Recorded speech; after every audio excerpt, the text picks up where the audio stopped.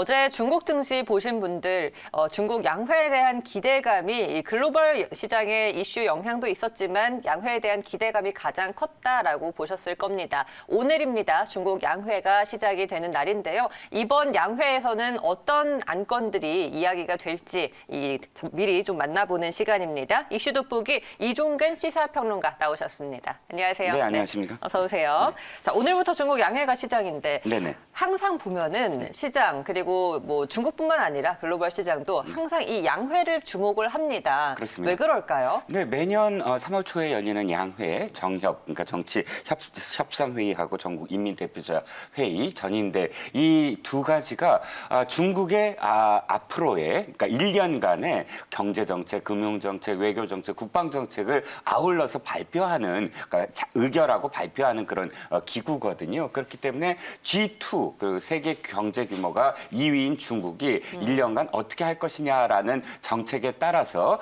사실 4월에 이게 세부 시행안이 나와요. 그럼 4월에는 이 양회에서 결정한 것들이 증시에도 반영을 하거든요. 산업계도 재편이 되고 증시의 흐름도 바뀝니다. 그렇기 때문에 양회가 어떻게 할 건가를 세계가 주목할 수밖에 없고 또 올해는 더 관심이 갈 수밖에 없어요. 왜냐하면 올해는 1년간의 계획만이 아니라 14차 5개년 계획을 발표하는 해예요. 작년까지가 5개년 계획의 마지막 해였고 앞으로 5개년 계획, 그러니까 25년까지의 계획이 발표되고 또 한 가지가 2050년 선진국으로 돌입하겠다라고 이제 중국몽을 발표하지 않았습니까? 그러니까 2035년이 또 중간 단계예요. 해서 2035년까지 15년간의 장기 계획도 발표하는 해입니다. 그러니까 1년, 5년, 15년의 계획을 한꺼번에 올해의 양회에서 계획하고 발표하거든요. 그렇기 때문에 더욱더 주목을 끌고요. 이번에 좀 또 언제나 마찬가지지만 주목하셔야 될 게 이겁니다. 하이라이트가 전인대에서 총리가 이 정부 업무 보고를 하는 날, 그날에 이제 그 2020년의 리뷰와 함께 2021년의 경제 방향을 총리가 발표하는 날이거든요. 하기 때문에 그 총리의 발표를 또 지켜보시는 게 하나의 또 그 관심사일 수가 네. 있겠습니다. 올해는 또 14차 5개년 계획이 시작되는 첫 해입니다. 우리가 경제정책에서 좀 주목해 볼 만한 점이 있다면 어떤 게 있을까요? 네, 일단 이번에 발표되는 것 중에 가장 또 관심을 끄는 게 이겁니다. 코로나19로 앞으로 어떻게 할 것이냐에 대한 이 그 방향인데요. 부양책을 계속 쓸 것이냐 아니면 긴축 기조로 돌아설 것이냐. 중국 경제가 일단 다른 나라와 다르게 유일하게 플러스 경제 성장을 기록을 했어요. 2.3%. 그렇기 때문에 아마도 긴축 정책으로 나가지 않을까. 왜냐하면 이제 중국은 미국의 견제를 뚫고 어쨌든 선진국으로 계속 황당한 데 나아가기 위해서는 거품을 좀 제거하면서 견실하게 성장해야 되겠다라는 생각을 갖고 있거든요. 그렇기 때문에 언젠가는 어쨌든 통화 긴축을 해야 되는데 조기 긴축은 힘들다. 왜냐하면 아직 소비 진작이 완벽하게 되지 않아서 금융 긴축을 하긴 하되 언제 할 것이냐. 여기에 대해서 이제 관심을 좀 가질 수밖에 없고요.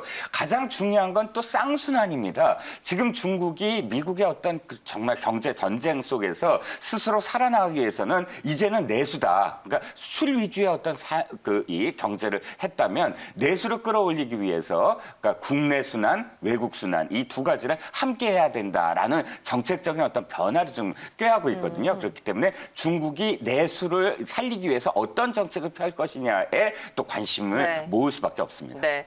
한편 이제 중국은 반도체 등 좀 주요 기술적인 부품에 대해서 자립을 강하게 좀 키우려고 하는 움직임도 있었는데 이 기술 고립에 좀 궁지에 몰린 상황인 것 같아요. 어떻게 봐야 될까요? 네, 그렇습니다. 트럼프와 달리 바이든은 이제 스몰 야드 정책이라고 해서 특정 분야를 옥죄겠다라고 지금 선언을 했습니다. 거기에 가장 최적화된 게 반도체거든요. 그 반도체 분야를 일본과 한국을 끌어들이면서 아예 이 반도체의 어떤 이 장비라든지 뭐 부품이라든지 이런 것들을 꽉 옥죄어 놨습니다. 그렇기 때문에 중국은 아까 말씀드렸듯이 선진국으로 도약하기 위해서라도 이 내수를 끌어올리려면 반도체를 자급률을 일단 2025년 앞으로 5년 내로 70%까지 끌어올리겠다. 하겠다라는 목표를 이번에 설정을 했어요. 현재는 자금률이 한 20%에 불과합니다.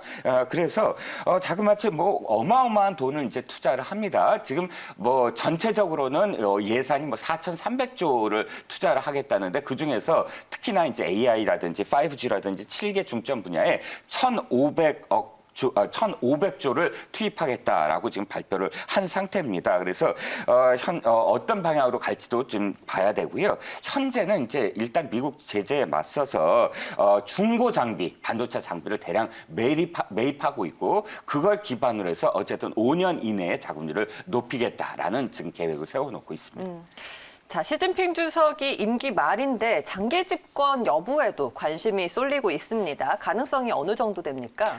일단 시진핑은 이 주석 임기를 지금 임기를 풀어놨죠. 그러니까 네. 10년에 한 번씩 사실 정권 교체가 이루어지는데 그런데 이제 내년이 이 임기를 또 다시 결정할 수 있는 그런 당대회가 열리는 해예요.